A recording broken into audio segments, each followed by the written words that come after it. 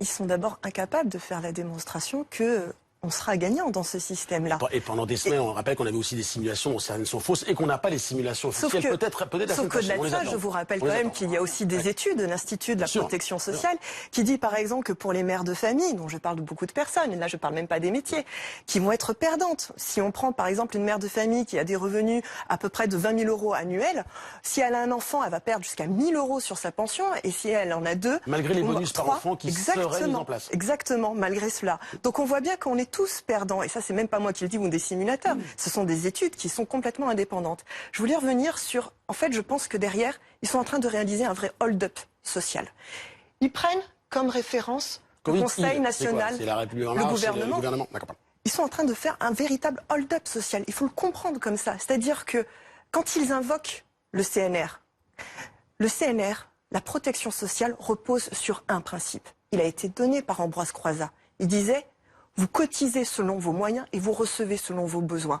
Or là, on voit bien que quelle est la logique vers laquelle il nous emmène, c'est d'amasser chacun son petit tas de points. C'est une logique complètement individuelle qui en plus va nous appauvrir. Si j'ai bien compris, au-dessus d'un certain revenu important, il est vrai, c'est 120 000 euros par mois, on va cotiser plus pour toucher moins.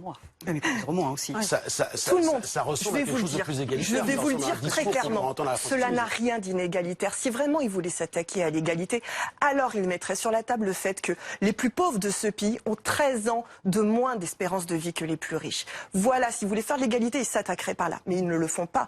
Et pire que tout, non seulement ils font un hold-up social, mais en plus ils font un hold-up démocratique. Parce que ce gouvernement n'a pas été élu pour faire la baisse des pensions. Il n'a pas été élu. Je vous parle de la baisse des pensions et il n'a pas été élu. Syndicat, c'est la fin des régimes spéciaux dont il bénéficie. Vous me coupez beaucoup. Non, mais là, j'essaie de comprendre. Vous inquiétez pas, c'est pas contre vous. Le prenez pas personnellement. Il n'y a pas de souci. Je vous écoute. Allez. Donc, il n'a pas été élu pour baisser les pensions et il n'a pas été élu pour faire passer l'âge à 64 ans. Donc, il le fait de manière totalement illégitime.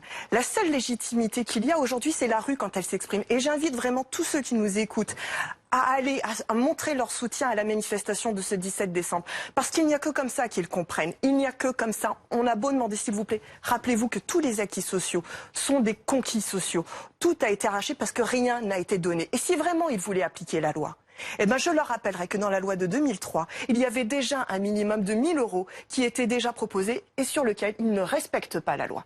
Le problème de la retraite, c'est finalement le problème du travail. Aujourd'hui, on sait qu'on a un problème de travail. C'est là, il est là le problème, il est à cette base-là. Sauf qu'on a un gouvernement qui préfère faire travailler des anciens plutôt que faire travailler des chômeurs. Et je vous coupe, ce sera le mot de la